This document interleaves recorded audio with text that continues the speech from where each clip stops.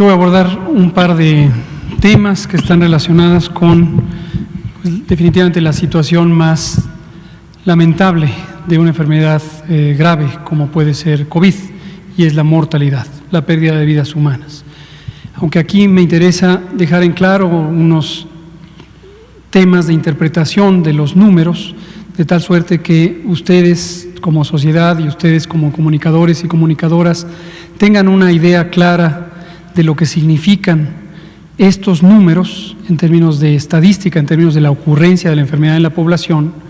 Nunca perdamos de vista que detrás de esto son personas, que cada persona que se pierde es una pérdida irreparable para la familia, para la sociedad. Entonces, a veces en los informes técnicos que son de carácter masivo por la población, pues nos centramos en los números, pero atrás de esos números siempre hay personas. Lo que quiero explicar, porque hoy fue motivo de atención de algunos de los diarios nacionales, es la cantidad de personas que ayer informamos, 501, han perdido la vida. En forma aparentemente reciente, según las propias notas que destacaban, aquí algunas de ustedes me lo comentaron, el día de la mayor ocurrencia de mortalidad, lo cual es una visión entendible, legítima, respecto a de pronto recibir la noticia de 501 muertes. Lo que consideramos que cuando hay una confusión sobre algo que se ha informado, siempre partimos del principio de que es nuestra responsabilidad trabajar por ser más elocuentes y resolver la duda. Y eso es lo que queremos hacer ahora. En esta gráfica, que es semejante, de hecho es la misma que acaba de presentar el doctor Alomía y que es la que presentamos todos los días con un color azul y un poco de color amarillo, cuando ponemos el número de muertes acumuladas por COVID. Es la misma gráfica, solo que le hemos cambiado colores para ilustrar exactamente la diferencia entre la fecha de registro y por lo tanto comunicación del número de muertes con la fecha de ocurrencia de estas muertes. Y el mensaje principal, pero ahora mismo lo explicaré frente a la gráfica, es nosotros cuando recibimos la información, recuerden que toda esta información proviene de los estados. El gobierno federal no genera información sobre la situación de COVID. La responsabilidad del gobierno federal, de acuerdo a la ley, de acuerdo a la norma oficial mexicana para la vigilancia epidemiológica, la 017, es integrar, analizar, interpretar y comunicar la información de la vigilancia epidemiológica, pero se genera en las entidades federativas. En el momento en que nosotros recibimos la información, tanto de casos como de hospitalizaciones, como de las muy lamentables defunciones, las integramos a la estadística que presentamos todos los días y la comunicamos en tiempo real. Con el ejemplo de ayer tuvimos esta suma de notificaciones, 501, y fue el momento de presentarla como lo hemos hecho todos los días. Sin embargo, es importante para no interpretarlo en el sentido de que ayer fue el día con la mayor intensidad de mortalidad, lo que naturalmente llevaría a pensar que la epidemia ayer fue aún más grave que anteayer y que el día previo y que la semana anterior, cosa que afortunadamente no es cierta. La razón de esa situación es que se acumularon los datos por distintas razones, mencionaré algunas de ellas, y nosotros al recibirlo, en el esquema que tenemos de comunicación en tiempo real, pues lo traemos y lo comunicamos.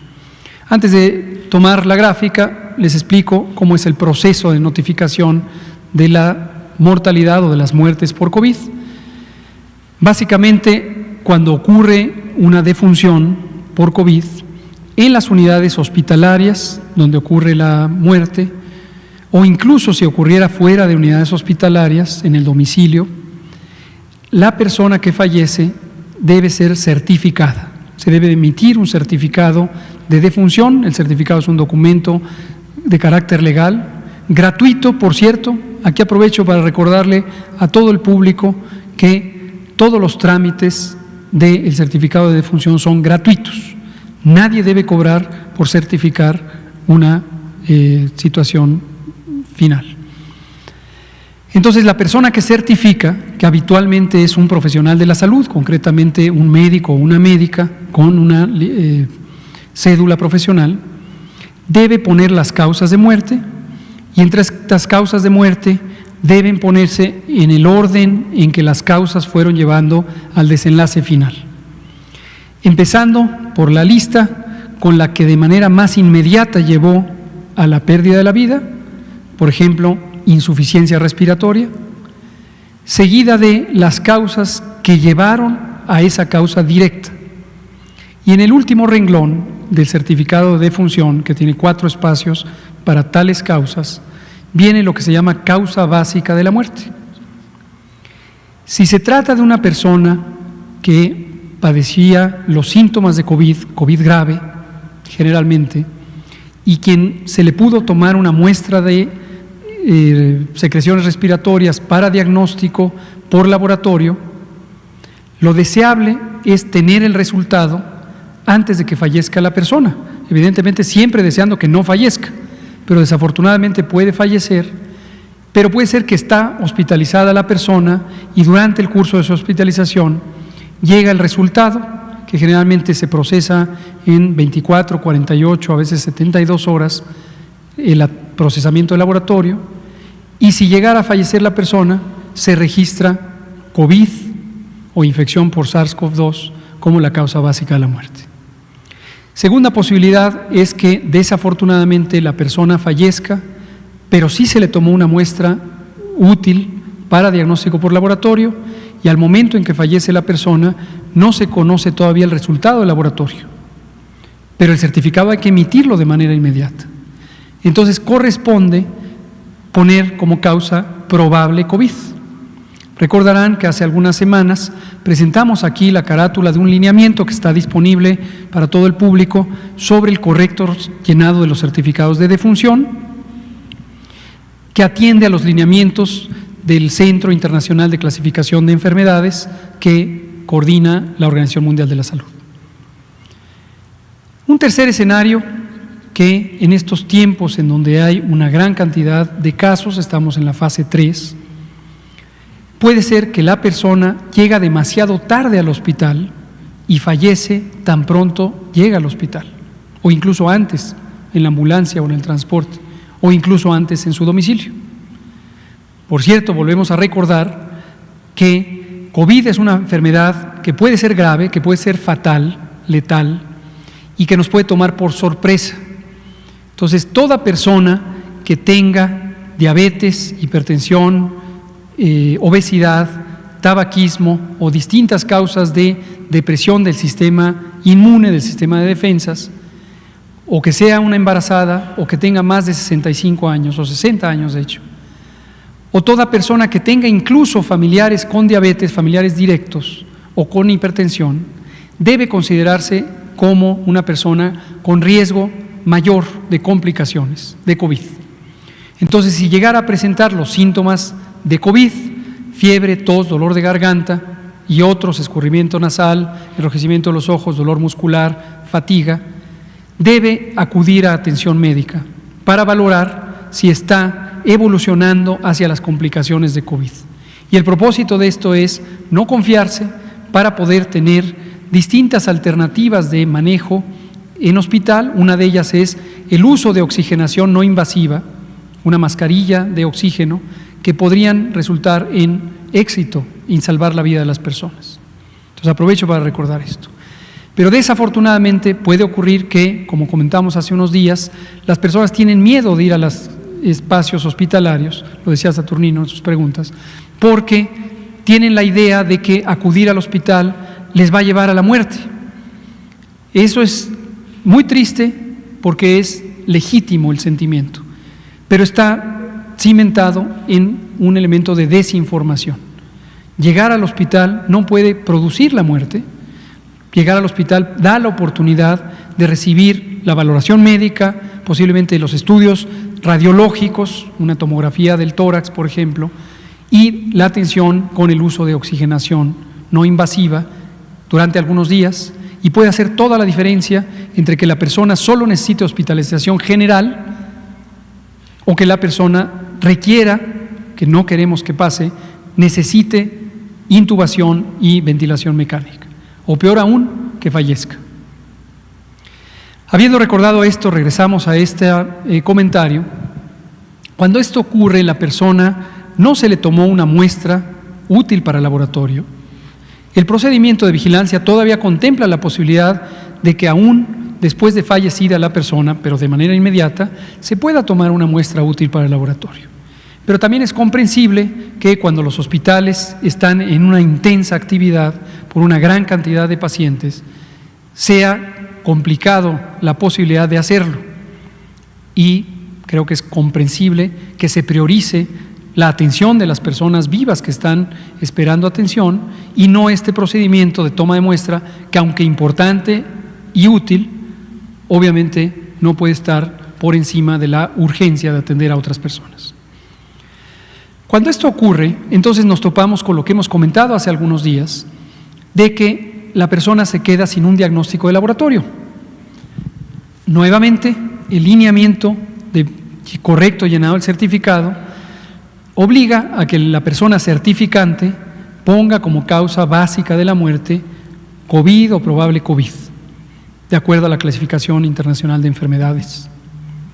En su momento, esto es extraordinariamente útil porque nos va a permitir, a través de los certificados de defunción, incorporar las estadísticas de mortalidad que no son factibles de tener en forma de tiempo real. Entonces, esto, recordémoslo, lo hemos comentado varias veces, cuando ha surgido esta inquietud de si hay subregistro, de si hay menos casos fatales de los que reportamos, si hay contradicciones con lo que dicen los estados. Esto es lo que ocurre y esta es la manera de procesarlo. Que reitero lo que dijimos conjuntamente con la doctora Sheinbaum, nuestra jefa de gobierno, el día que estuvimos juntos aquí. En cuanto tengamos los resultados, acaso preliminares, por supuesto también los definitivos de estos análisis, va a ser de extraordinaria importancia y es nuestro compromiso traerlos aquí y exponerlos y platicar de ellos. Está trabajando, por cierto, la comisión técnica a la que se refirió la doctora Sheinbaum, de personas expertas que están haciendo el proceso de análisis de esta información, de los certificados de defunción, de los registros de mortalidad, y esto lo hacemos conjuntamente con el gobierno de la ciudad y el gobierno federal. Bueno, regresemos ahora sí a la gráfica. Esta gráfica tiene en color rojo, siendo para recordatorio de todo el mundo que ve estas gráficas, en el eje horizontal es el tiempo, son las fechas que han transcurrido desde, en este caso, el 18 de marzo, fecha de registro de la primera defunción, hasta la fecha presente, 26 de mayo, que es esta pequeña columnita azul aquí. Y aquí es el número de eventos ocurridos, en este caso defunciones.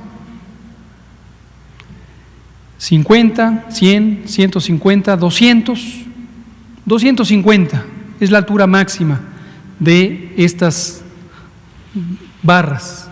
En el punto más alto, es decir, el día de mayor mortalidad, llegamos a un poco menos de 250. ¿Qué día fue este?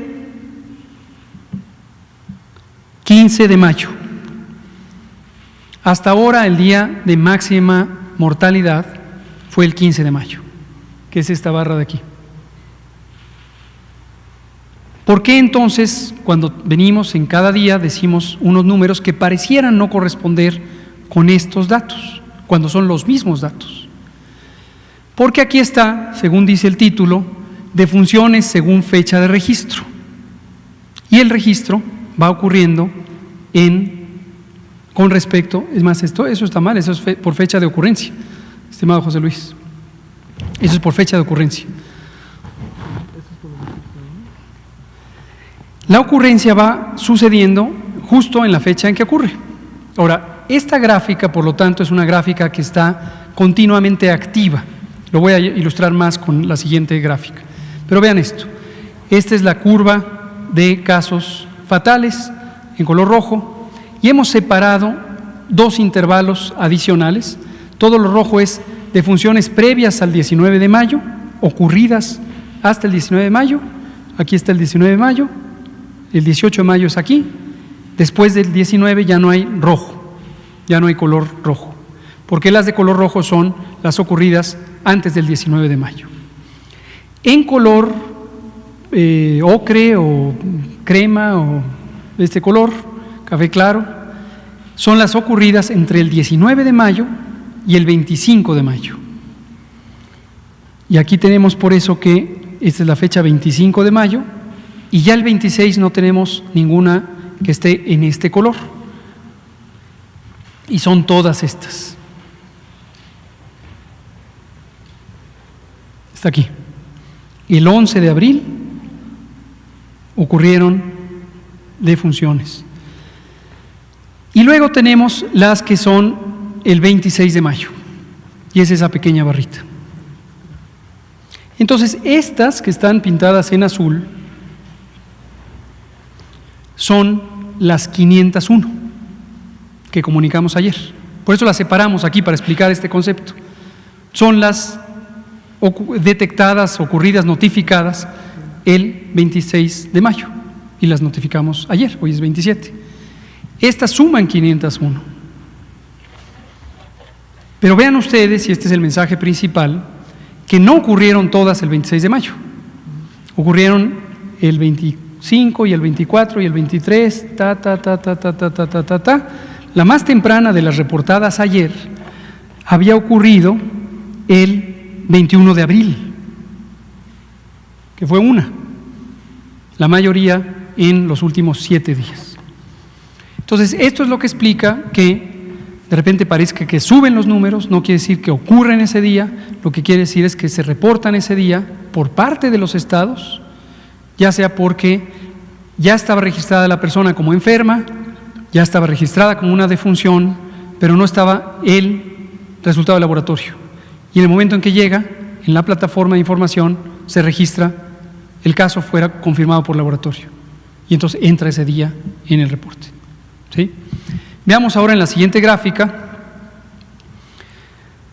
solamente las reportadas ayer, las 501 reportadas ayer. Quitamos ya todas las previas. Y son las mismas. Aquí está una el 11 de abril, varias otras, y la gran mayoría ocurridas en los últimos 7 días. La más intenso día de estas del reporte de ayer fueron del 24 de mayo y fueron 79 defunciones.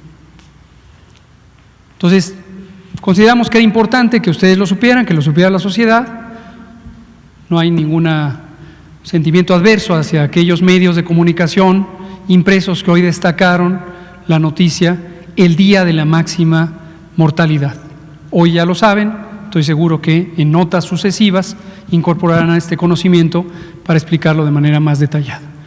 La siguiente y última es esta, y es para explicar esta connotación, este significado de que la estadística permanece abierta, permanece activa. ¿Por qué permanece activa? Porque si nosotros cerráramos la estadística de mortalidad de un día dado, digamos hoy, ayer, y decimos todas las defunciones que hubieran ocurrido y que conozcamos hasta ahorita, las registramos ahorita, pero mañana nos enteramos que hay una defunción de antier, ni modo que la excluyamos. Es importantísimo en todo momento incorporar las nuevas datos, la nueva estadística.